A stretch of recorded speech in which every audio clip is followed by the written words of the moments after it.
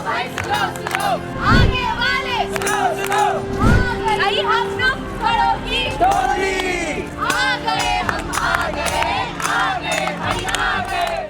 आधुनिक युग के भारत में आज भी कई महिलाओं को अनेक प्रकार की कुप्रथाओं का सामना करना पड़ता है। भारत में महिला सशक्तिकरण के लिए अनेकों कदम उठाए गए, चाहे वो महिलाओं की शिक्षा के लिए हो, रोजगार के लिए, स्वतंत्रता के लिए या फिर सुरक्षा के लिए। इस मुहिम के साथ हम रामा विश्वविद्यालय के पत्रकारिता एवं जनसंचार विभाग के विद्यार्थियों द्वारा न सिर्फ बेटी बचाओ बेटी पढ़ाओ बल्कि उन्हें आत्मनिर्भर बनाओ का नारा लिए आपके समक्ष एक नाटक की प्रस्तुति करना चाहेंगे। इस नाटक के माध्यम से हम भारतीय समाज के उस पहलू से अवगत कराने जा रहे हैं जहां बेटियों को पढ़ाया भी जा रहा है और बचाया भी जा रहा है, लेकिन आत्मनिर्भर बनने नहीं दिया जा रहा है। अपने लिए निर्णय थोपे जाते हैं जिनसे उनका जीवन नर्क से भी बदतर होता जा रहा है। तो आइए इस नाटक के प्रथम पहलू की शुरुआत करते हैं जिसमें दुर्गा के बचपन को दर्शाया जाएगा। बधाई हो सिंह साहब, आपके घर लक्ष्मी ने जन्म लिया है। लक्ष्मी? ये लक्ष्मी ने नहीं, जिम्मेदारियों ने जन्म लिया है। अरे ऐसा क्यों बोलते हो भैया, जरा देखो तो इसे, कितनी सुंदर है। आंखें तो देखो बिल्कुल देवी जैसी। इसका नाम तो दुर्गा रखना।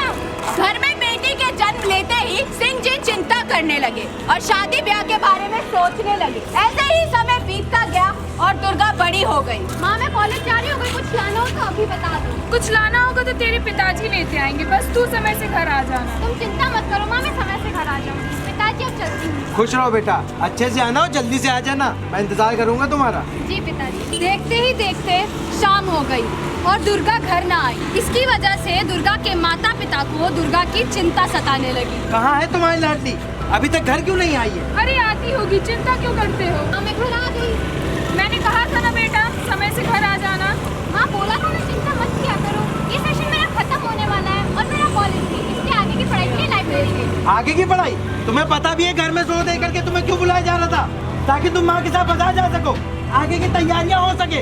अब तुम्हें अब नहीं पढ़ा पाएंगे, कल तुम्हें लड़के वाले देखने आने वाले। मगर पापा मैं पढ़ना चाहती हूँ, अपने पैरों पर खड़ी होना चाहती हूँ, आत्मनिर्भर बनना चाहती हूँ। आत्मनिर्भर? लड़कियां कभी भी आत्मनिर्भर नहीं होती हैं। शादी से पहले पिता के ऊपर निर्भर होती है, शादी के बाद पति के ऊपर। इसलिए जो बड़ों ने फैसला किया है चुपचाप उसको मान लो और माँ के साथ बाजार जाओ। मगर पापा बस इसके आगे मुझे और कुछ नहीं सुनना, जाओ माँ के साथ बाजार जाओ। इसी प्रकार दुर्गा की इच्छाओं का गला घोटकर उसकी शादी बिना उसके मर्जी से एक ऐसे घर में करवा दी गई जहां औरतें केवल घर संभालती हो और सवाल जवाब ना करती हो। इसी के साथ हम आगे बढ़ते हैं इस नाटक के अगले पड़ाव में जहां दुर्गा की शादी हो चुकी है और उसे किन कठिनाइयों से गुजरना पड़ता है, देखते हैं। कहाँ रह गई है? अभी तक नहीं आए और इतना लेट, फोन भी नहीं उठा रहे मेरा। दुर्गा, ओ दुर्गा, मेरी प्यारी दुर्गा, मैं आ गया। कहाँ रह गए थे आप? फोन भी नहीं उठा रहे थे मेरा और इतना लेट। आप नशा करके आए हैं? हाँ तो उसमें गलत क्या है? सब करते, मैंने भी किया है। गलत? मुझे यकीन नहीं होता कि मैंने शराबी के साथ शादी किया है। तुम ठीक से खड़े भी नहीं हो पा रहे हो। अभी रुक, बताता हूँ तुझे। पति से इज्जत से बात करती नहीं आती, आज सीधा तुम पर आ गई। इज्जत से बात करो, ये मत भूलो पति हूँ तुम्हारा मैं। एक नशेड़ी आदमी अपनी पत्नी पर हाथ उठाता है और इज्जत की उम्मीद करता है? नहीं करती। क्या कर लोगे? अभी रुक, बताता हूँ।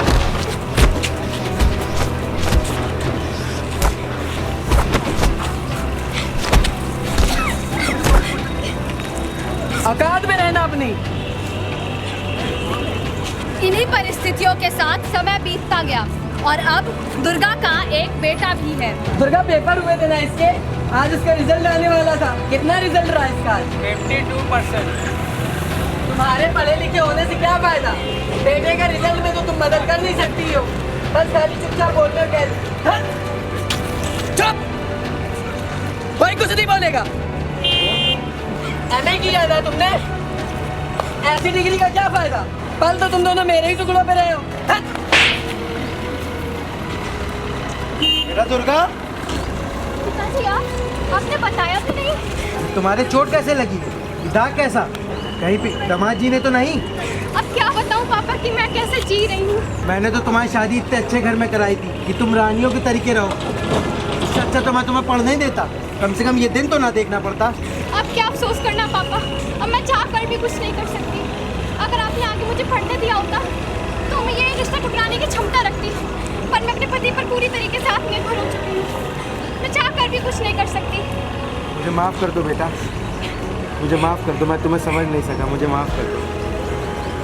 अधिकतर घरों में दुर्गा जैसी औरतें हैं जो कि पढ़ी लिखी हैं, जबकि उनके साथ शारीरिक एवं मानसिक उत्पीड़न होता है और वे कुछ नहीं कर पाती। क्यों?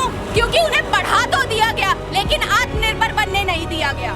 इसीलिए भारत में महिला सशक्तिकरण के लिए कई कदम उठाए तो गए हैं, लेकिन लोगों की मानसिकता और विचारधाराओं में और भी ज्यादा बदलाव लाने की जरूरत है कि बेटियों को सिर्फ पढ़ाया ही नहीं जाने देना चाहिए, बल्कि उन्हें इतनी ऊंची उड़ान भरने देनी चाहिए कि उन्हें किसी के भी सहारे की जरूरत ना पड़े।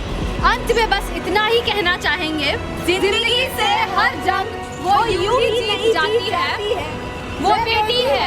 कभी दुर्गा, कभी सरस्वती, तो कभी तुलसी किसी के आंगन की बन जाती है। धन्यवाद।